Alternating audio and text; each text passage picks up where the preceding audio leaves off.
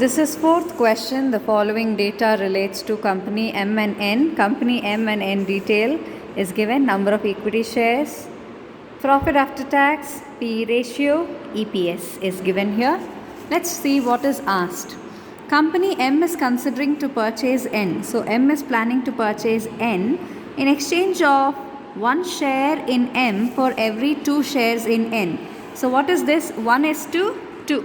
So which means 1:2 is the ratio. You are required to illustrate the impact of merger on earnings per share, assuming that there would be synergy benefit to 25% increase in the present earnings after tax due to merger. So there is synergy concept here. So let's try to understand and work out the solution part. Yes. So total profit after tax with M and N company will be 60,000 and 20,000.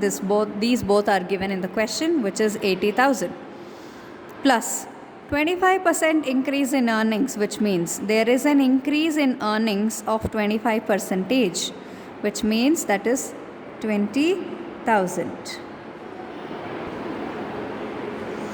So how do we calculate 25%? That is simple. 80,000 into 25 by 100, you get 20,000. 80 will be profit after tax for both M and N, that is 80,000 into 25%. It's given in the question. They are increasing by 25%, so therefore 20,000. Next, I'm going to add 80,000 plus 20,000. This will be total earnings after merger will be 1 lakh. Total number of shares after merger. Okay, so your formula will be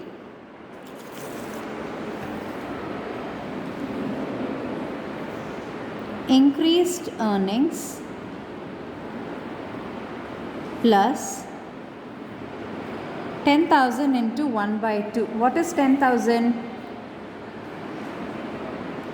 Number of shares of N Limited into 1/2 is into the ratio mentioned. Ratio is given here. If you can see, 1:2. 1 share in M for every 2 shares in N. So 1 divided by 2. If you calculate and find out the final answer, you get 25,000. Followed by earnings per share after merger is total earnings divided by total number of shares after merger. Divide both, you get 4. Okay. Now, what is the impact? Let's see the impact. Earnings per share before merger is 3, after merger is 4. Definitely there is an impact by 1 rupee. Similarly, for company N, before merger 4, after merger 4. How is it 4 is? 2 divided by 1/2. 1/2 is the ratio. You get 4. EPS after merger is again 4. So there is no difference for N. Only M shares are changing. Okay. So this is the fourth answer. This is how we do, because there are only 2 questions which is asked. Impact is asked on both M and N. That's what is the question all about. This is fourth one. So now let's see question number 5. Fifth question. Company B is being acquired by A. So B is acquiring A. All these while A was acquiring B or M was acquiring N. Here it is ulta. B is acquiring A. The relevant data is given below. Number of shares 6 and 4. EAT 30 and 12. EPS is 5 and 3. Price earning ratio is 16 and 8. You are required to determine pre-merger market value per share. The market share exchange ratio of the company A should offer without dilution. One is earnings per share, another one is market value. The second question has a sub-question. Okay, so 2 questions are asked. One is pre-merger market value per share and what is the maximum exchange ratio. These are the 2 questions which is asked. So let's look at the solution part. Pre-merger market value per share. So market value per share, your formula will be EPS into price earning ratio. For company A and company B, we have to calculate. So what is EPS? EPS in the question is given as 5 for company A, 3 for company B. You can see it here. 5 and 3 is given. Same thing I've taken 5 and 3.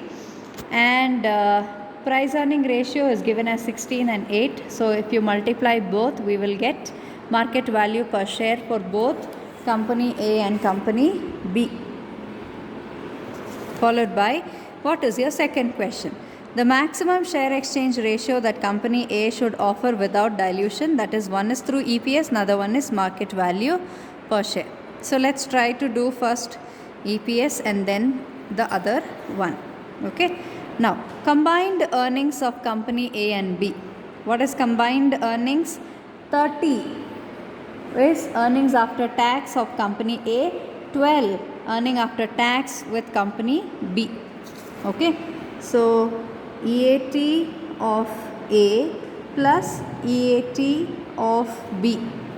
If you add these both, that is 30 plus 12, which will give you 30 plus 12, which will give you 42 lakhs. EPS of company A will be 5, which is given in the question. So therefore 42 divided by 4 will be 8.4 lakhs. To this, what we are going to do? Number of shares existing in company A. 8.4 minus number of shares existing. Number of shares given in the question is 6 for company A. That's what I have written. 8.4 minus 8.4 minus 6, value will be 2.4. Difference is 2.4. Therefore, maximum exchange ratio is 2.4 is to 4. 2.4 is to 4, which means they are taking over, B is taking over A. So the other difference would be 2.4 ratio is to 4. Okay. So if you divide, you will get 0.6. This is the maximum exchange ratio for company A and B together. Now let's try to understand maximum exchange ratio without dilution of market value per share. That was with dilution and this is without dilution. So pre-merger market capitalization, your formula will be 80 into 6. So what is 80? We have done in the previous step. 5 into 16, 80. This is market value per share of company A. So 80 into what is 6? 6 will be number of shares. 80 into 6 is 480. Similarly, 24. Can you see this? 24. 3 into 8 is 24. 24 into number of shares will be 4. So 24 into 4 will be 96.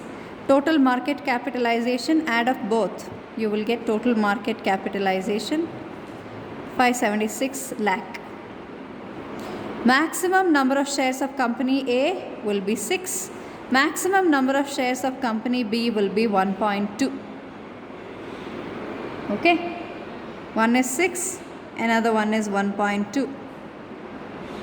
Followed by, find out 0.2 is to 1. You get, that is 6 divided by 1.2. You get 0.2.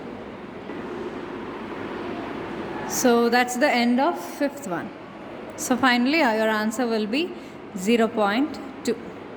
That's the maximum exchange.